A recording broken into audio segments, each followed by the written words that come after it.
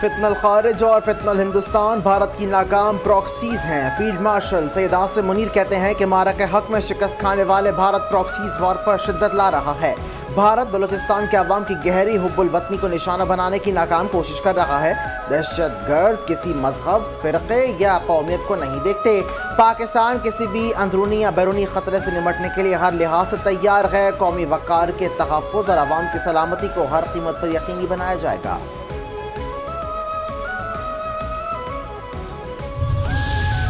पाकिस्तान ने ऑपरेशन सिंदूर से मुतालिक भारत के इश्तियाल अंगेज दावे मुस्तरद कर दिए। तर्जुमान दफ्तर खारजा का कहना है कि ऑपरेशन सिंदूर बेबुनियाद इल्ज़ामात इश्तियाल अंगेज दावों को मुस्तरद करते हैं।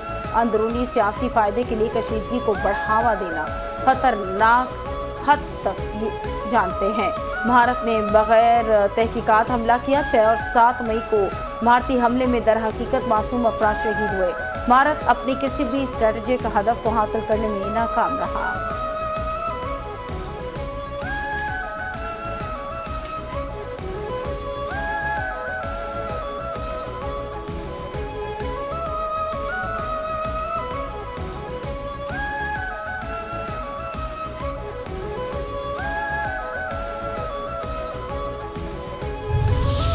मोदी की तकरीर को अपोजिशन, भारतीय मीडिया और अवाम ने झूठ का पलंदा करार दे दिया। सेनेटर इरफान सिद्दीकी कहते हैं कि मोदी पर नए सवाल उठाए जा रहे हैं। लोकसभा में मोदी के पौने 2 घंटे की तकरीर को मुस्तरद कर दिया गया। मोदी को पता होना चाहिए पाकिस्तान के मारक हक ने सारा मंजरनामा बदल कर रख दिया है। भारत का चेहरा पूरी तरह बेनकाब हो चुका। मोदी को तस्लीम कर लेना चाहिए कि झूठ का चाय खाना ज़्यादा देर तक नहीं चले करते।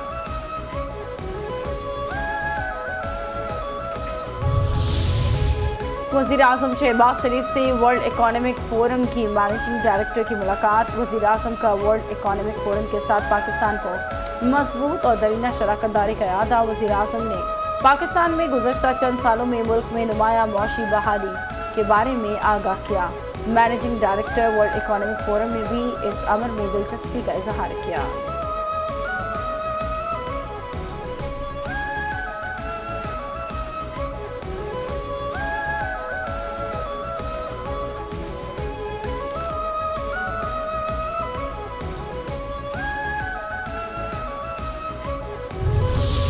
स्टेट बैंक का इशारा सूद 11% पर बरकरार रखने का ऐलान। Governor state bank Jameel Ahmed कहते हैं कि तमाम मौशी अशारिये देखकर शरह सूद को 11% पर बरकरार रखने का फैसला किया है।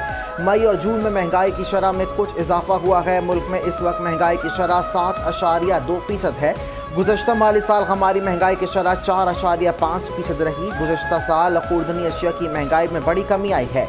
गुज़श्ता माह जून में महंगाई की मजमूई शरह 7.5% पर आ गई थी।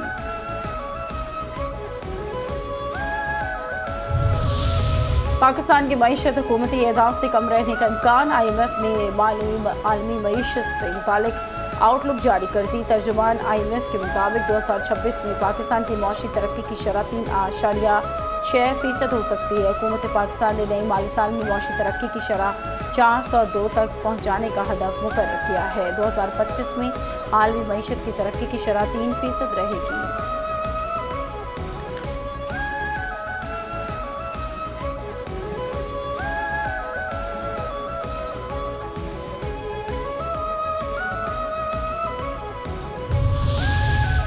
वज़ीर आज़म मोहम्मद शहबाज शरीफ की ज़ेर सदारत काबीना कमेटी बराए तवानाई का इजलास। पावर डिवीज़न की जानिब से बिजली तकसीम कार कंपनियों और गर्दिशी कर्जों पर ब्रीफिंग। वज़ीर आज़म ने वफाकी वज़ीर उवैस लगारी और उनकी टीम की शानदार कारकर्दगी को सराहा। कहते हैं कि बिजली तकसीम कार कंपनियों के खसारे में कमी खुशाइंद है। खसारे में कमी से बिजली तकसीम कार कंपनी की निजकारी का अमल आसान हो जाएगा।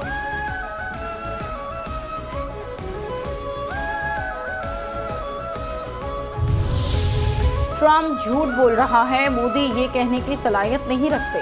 भारत के अपोजिशन रहनुमा राहुल गांधी कहते हैं कि अगर अमेरिकी सदर झूठ बोल रहा है तो वज़ीर आज़म मोदी को आज पार्लियामेंट में ही अपनी तकरीर में बताना चाहिए। अगर वज़ीर आज़म मोदी बोलेंगे तो ट्रम्प खुलकर बोलेंगे और सच्चाई बयान करेंगे।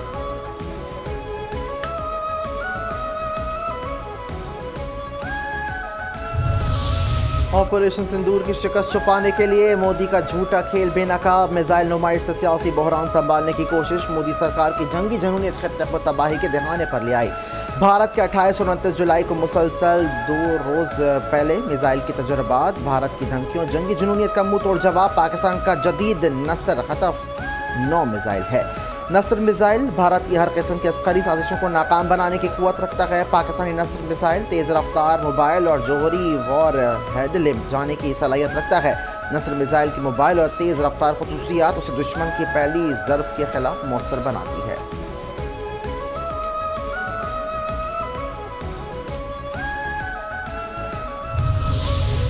मोदी सरकार का नाम नेहाद फॉल्स फ्लैग ऑपरेशन महादी बुरी तरह से बेनकाब।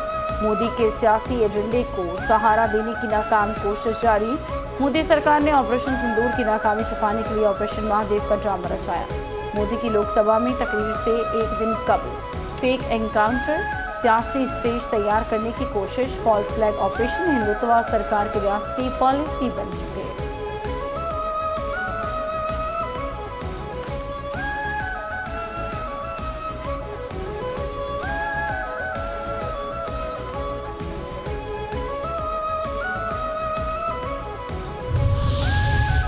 ऑपरेशन सिंदूर में मोदी सरकार के अस्करी गुरूर की शिकस्त पर लोकसभा में सवालात। गोदी मीडिया पर ऑपरेशन सिंदूर की कामयाबी का शोर मचाने वाली मोदी सरकार लोकसभा में मुकम्मल खामोश।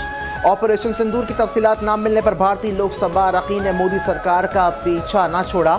MP अखिलेश यादव कहते हैं कि जिनकी पूजा लीमू और मिर्च लगाकर की गई थी वो कितने तैयारे उड़े। बस ये पूछना चाहते हैं जो हमारे बेहतरीन तैयारे थे ऑपरेशन सिंदूर में कितने उड़े। ऑपरेशन सिंदूर के दौरान नुकसानात पर पर्दापोशी ना अहल मोदी सरकार का कहीं को ना छोड़ने वाला ऑपरेशन है, जो कि ऑपरेशन सिंदूर में पाकिस्तान ने बेहतरीन हिकमत अमली से 6 भारतीय तैयारे ज़मीन बोस किए। भारतीय लोकसभा में ऑपरेशन सिंदूर के नुकसानात पर सवालात, पाकिस्तान की दिफाई सलाहियतों का एतराफ़ है।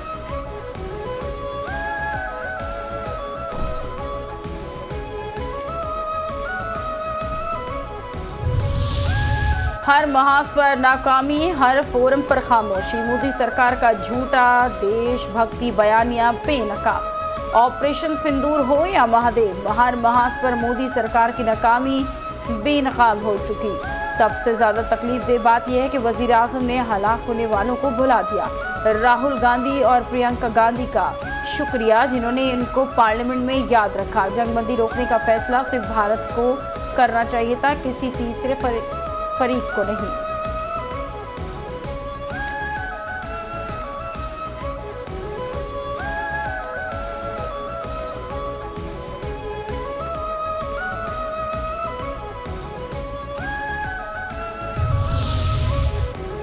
सदर मुमलिकत आसिफ जरदारी का इंसानी स्मगलिंग के खिलाफ आलमी दिन पर पैगाम। कहते हैं कि कमज़ोर अफराद का तहफ़्फ़ुज़ इंसानी हुकूक़ की खिलाफ वर्जी पर शऊर उजागर करना मकसद है। इस साल का मौजू वाज़ेह करता है, ये जुर्म मुनज़्ज़म नेटवर्क्स के ज़रिए होता है। इंसानी स्मगलिंग दुनिया के लिए संगीन चैलेंज, लाखों अफराद को मुतासर करती है। इंसानी स्मगलिंग के बुनियादी असबाब गुरबत, तनाज़ात, लाइल्मी, गैर महफूज हिजरत है। ख़वातीन, बच्चे, पसमानदा तबक़ात इंसानी स्मगलिंग के सबसे ज़्यादा मुतासर हैं। गैर महफूज रास्तों से हिजरत सैकड़ों जानों के ज़िया का सबब बनती है। इंसानी स्मगलिंग रोकने के लिए आलमी ताउन, अवामी आगाही, मुश्तरका कोशिश नागुज़ीर। पाकिस्तान इंसानी स्मगलिंग के खिलाफ सख्त क़वानीन, मौसर जदीद इक़दाम पर अमल पैरा है।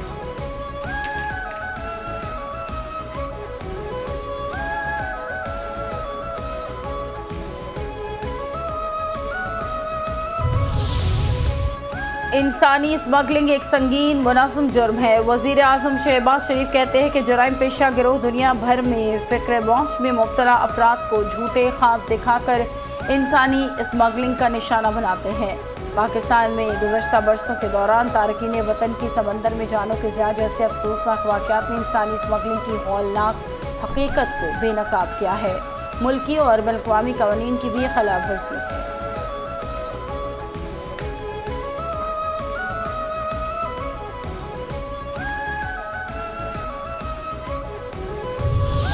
सुप्रीम कोर्ट का तलाक याफ्ता बेटी को पेंशन देने के हवाले से बड़ा फैसला। बेटी की पेंशन शादी की हैसियत पर नहीं, हक की बुनियाद पर दी जाएगी। सुप्रीम कोर्ट के मुताबिक बेटी की पेंशन के लिए तलाक का वक्त गैर मुताल्लिका है। पेंशन सरकारी मुलाजिम का कानूनी हक है, खैरात नहीं। पेंशन का हक अहल खाना को मुंतकिल होता है और इसमें ताख़ीर जुर्म है। वालिद की वफात के बाद तलाक याफ्ता बेटी को पेंशन न देने वाले इम्तियाजी सर्कुलर कलअदम करार। सिंध हुकूमत का 2022 का इम्तियाजी सलूक वाला सर्कुलर गैर कानूनी और आइन के खिलाफ है।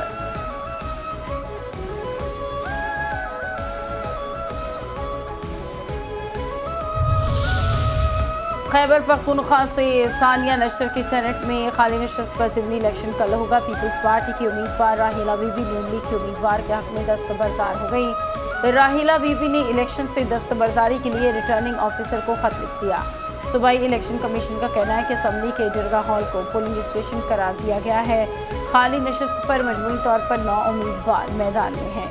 इलेक्शन खुफिया राय शुमारी के जरिए मुनाकिद होंगे। पोलिंग स्टेशन के अंदर मोबाइल फ़ोन ले जाने पर पाबंदी होगी।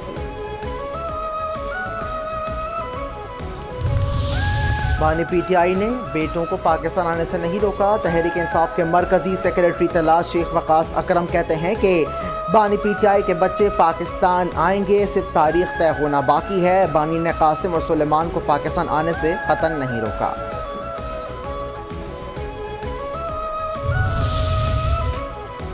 बानी पीटीआई के बेटों को आने से हुकूमत क्यों रोकेगी? वज़ीर दिफा ख्वाजा आसिफ ये कहते हैं कि पाकिस्तान आने के लिए विजिट इजाज़त और शराइत पूरी करके आ सकते हैं। मैंने मीडिया पर ही पढ़ा है कि वालिद ने मना किया कि वो ना आए। अगर बानी पीटीआई के बेटे फैसला कर रहे हैं तो बिल्कुल पाकिस्तान आए। हमारा मौक़िफ़ सिर्फ ये है कि पीटीआई तशद्दुद की तरफ रुजू ना करे।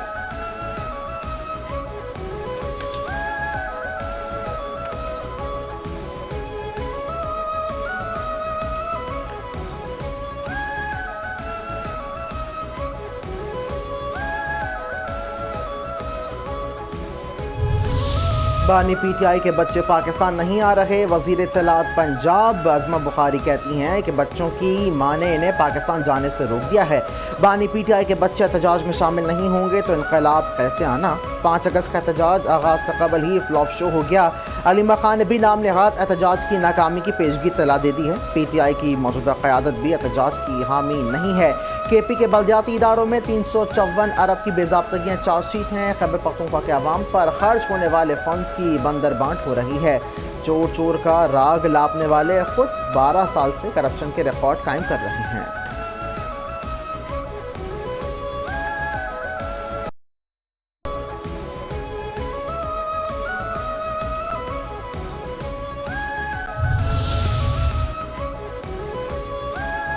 पाँच अगस्त का एहतजाज हुकूमत के सियासी ताबूत में आखिरी कील साबित होगा। मुशीर इत्तलात खैबर पख्तूनख्वा बैरिस्टर डॉक्टर सैफ कहते हैं कि हुकूमत पीटीआई के अहल उम्मीदवारों को नाअहल करार दे रही है। जिन उम्मीदवारों को नाअहल करार दिया गया उनका असल कसूर ये था कि वो फॉर्म 45 पर मुंतखब हुए हैं। पीटीआई के उम्मीदवारों को नाअहल करार देना फॉर्म 47 के जरिए अपने उम्मीदवार लाने की साजिश है।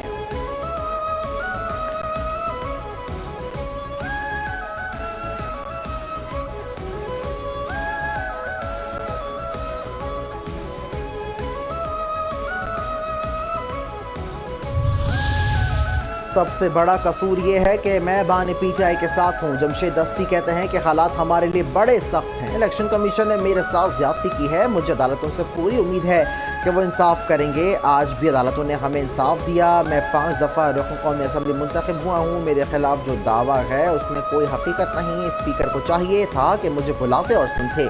मुझे ना तो बुलाया गया और ना ही सुना गया। मेरे खिलाफ सिर्फ सोशल मीडिया पर झूठा प्रोपेगेंडा किया गया।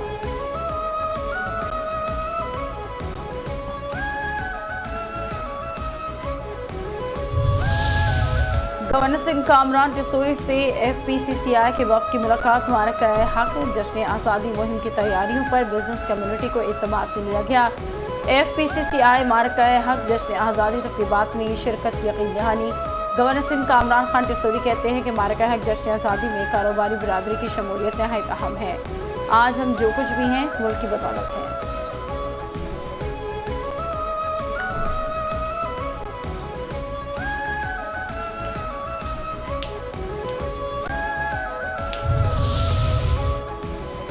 सिंध हुकूमत का जश्न आज़ादी मारका हक भरपूर तरीके से मनाने का ऐलान। घर, दफातर, मॉल्स, कमर्शियल बिल्डिंग्स और गाड़ियां सजाने के मुकाबले होंगे। वज़ीर आला सिंध मुराद अली शाह कहते हैं कि बेहतरीन घर, सरकारी इमारत, गाड़ी सजी होगी, उसे इनाम मिलेगा। 13-14 अगस्त की दरमियानी शब नेशनल स्टेडियम में कॉन्सर्ट होगा।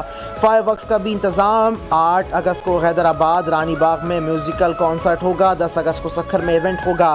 पुरानी गाड़ियों और हैवी बाइक्स की रैली, पेंटिंग और गाने के मुकाबले, मुशायरा और माहीगीरों की बोट रेस भी होगी।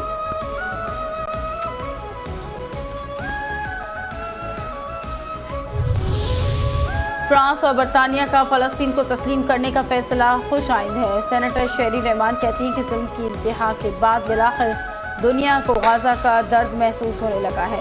भूख से बिलखते फ़लस्तीनी बच्चों की आहों ने आलमी ज़मीर को झंझोड़ दिया।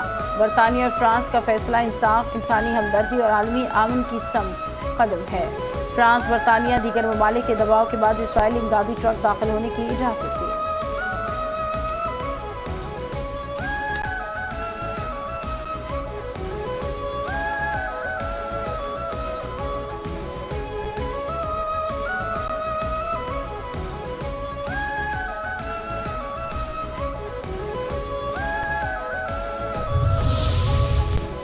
पाकिस्तान ने अक़वाम मुत्तहिदा की सलामती काउंसिल से मसला कश्मीर पर मौसर इक़दाम का मुतालबा कर दिया। अक़वाम मुत्तहिदा में पाकिस्तान के मुस्तकिल मंदूब आसिम इफ्तिखार कहते हैं कि UN अमन मिशन की बुनियाद सियासी हल पर होनी चाहिए। मसला जम्मू कश्मीर अक़वाम मुत्तहिदा की साख का इम्तिहान है। मसला जम्मू कश्मीर काउंसिल के एजेंडे पर तूल अर्ज से मौजूद है। मसला कश्मीर का मुनसिफाना और देरपा हल निकालने के लिए संजीदा इक़दाम करना होंगे। पाकिस्तान अक़वाम मुत्तहिदा के कदीम मिशन में से एक मेज़बानी कर रहा है। पाकिस्तान अब तक 4 बर्र-ए-आज़मों में 2,35,000 से ज़ायद फौजी भेज चुका है, जिनमें से 182 पाकिस्तानी एहलकारों ने अमन के लिए जानों का नजराना दिया। अमेरिकी सदर की भारतीय मसनूआत पर 25% टैरिफ लगाने की धमकी। कहते हैं कि भारत से तिजारती मुआहदा अभी तय नहीं पाया है।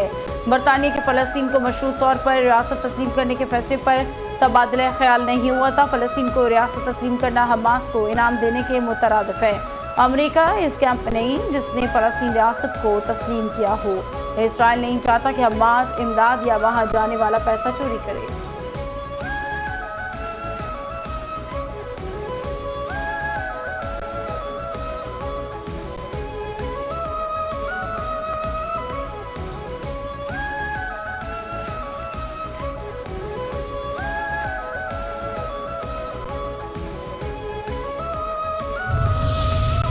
पाकिस्तान में गुडविंग ग्रुप की सरमायाकारी, ठोस इकदाम और SIFC का किरदार। SIFC का गैर मुल्की सरमायाकारी के लिए ठोस इकदाम। वफाकी वज़ीर बराए IT और टेक्नोलॉजी शुजा फातिमा का कहना है कि चीन के गुडविंग ग्रुप ने वफ़द से शंघाई में मुलाकात की है, जबकि गुडविंग ग्रुप का पाकिस्तान में टेली कम्युनिकेशन के शोबों में सरमायाकारी और दिलचस्पी का इजहार। गुडविंग ग्रुप EV चार्जिंग और तवानाई के शोबों में सरमायाकारी भेजेगा। SIFC मुल्क में सरमायाकारी की राह हमवार करने में कलीदी किरदार अदा कर रहा है।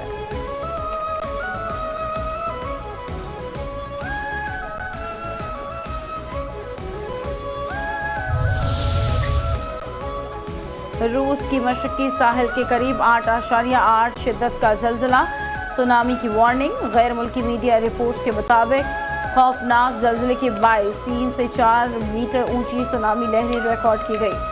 ज़लज़ले से बंदरगाहों और इमारतों को नुकसान पहुंचा। मुतादिद अफराद जख्मी हो गए। हज़ारों अफराद को साहिली इलाकों से महफूज मकामात पर मुंतकिल होने की हिदायत कर दी गई।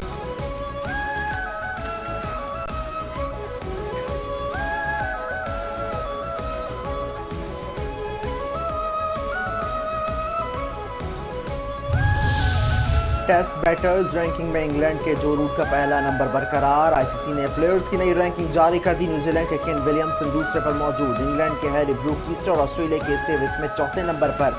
जनूबी अफ्रीका के कप्तान टिम बाउमा 1 दर्जा बेहतरी के बाद 5वें नंबर पर आ गए। श्रीलंका के भारत के ऋषभ पंत 1 दर्जा बेहतरी के बाद छठे। भारत के यशीब जसवाल 3 दर्जा तनज़्ज़ुली के बाद 8वें नंबर पर चले गए। इंग्लैंड के बैन डिकेट 5 दर्जा छलांग लगाकर 10वीं पोजीशन पर पहुंच गए हैं। पाकिस्तान के सऊद शकील बदस्तूर 12वें नंबर पर मौजूद हैं, जबकि भारत के जसप्रीत बुमराह का पहला नंबर बरकरार है।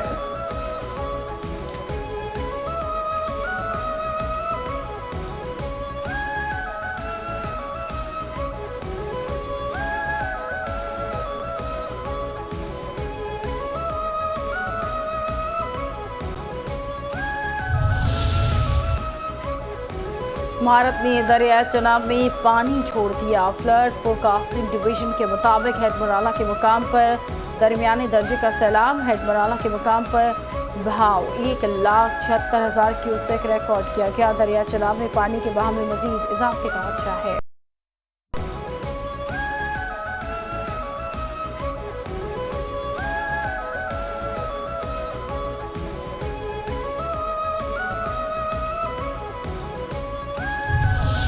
और मुल्क के मुख्तलिफ शहरों में बादल बरस पड़े। नशेबी इलाके ज़ेर-ए-आब। रेन इमरजेंसी का नफाज। रावलपिंडी में सबसे ज़्यादा बारिश हुई। सईदपुर में 90 मिलीमीटर रिकॉर्ड की गई। शमशाबाद में 28, कटियारा 78, PMD 55 और पीर बधाई 52 मिलीमीटर बारिश रिकॉर्ड की गई है। मर्दान, सवाद, एबटाबाद, मुजफ्फराबाद और दीगर शहरों में भी बादल जमकर बरसे। हरिपुर में नशेबी इलाके ज़ेर-ए-आब आ गए। पानी घरों में दाखिल हो गया। कालाबाग में भी मूसलाधार बारिश हुई। नदी नालों में तूफ़ानी आ गई। पंजाब और KP में बारिशों से सैलाब और लैंडस्लाइडिंग का खदशा बढ़ गया है।